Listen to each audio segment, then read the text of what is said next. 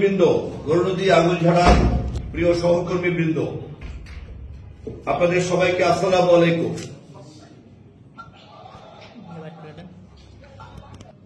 দলের পক্ষে আমাদের সবাইকে ঐক্যবদ্ধ হতে হবে, দলের মার্কাকে বিজয়ী করতে হবে, শহীদ জিয়ার আদর্শকে বাস্তবায়ন করতে হবে, বেগম খালেদা জিয়ার ত্যাগ তিতিক্ষাকে আমাদের সম্মান করতে হবে এবং ভবিষ্যতে তারেক রহমানের নেতৃত্বে আগামী নির্বাচনে বিএনপিকে বিজয়ী করে সরকার গঠন করতে হবে। আমাদের সকল সহকর্মীদের অত্যন্ত ধৈর্যের সঙ্গে পথ চলতে হবে। আমাদের ভারপ্রাপ্ত চেয়ারম্যান জনাব তারেক রহমান বারবার এ বিষয়ে আমাদেরকে সজাগ করেছেন, সতর্ক করেছেন।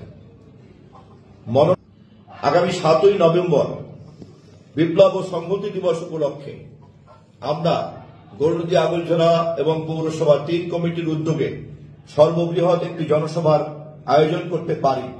আমি সেই জনসভায় আমাদের দলের পক্ষ থেকে বিপ্লব ও সংহতি দিবসের কর্মসূচি উদযাপন করব এবং একই সঙ্গে আমাদের ধানের শীষের নির্বাচনী প্রচারণা আনুষ্ঠানিকভাবে শুরু করব ওই জনসভার মাধ্যমে।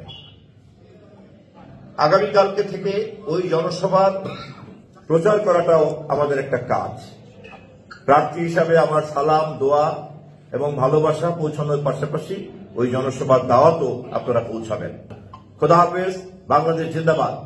শহীদ জিয়া অমর হোক। খালেদা জিয়া জিন্দাবাদ। তারেক রহমান জিন্দাবাদ।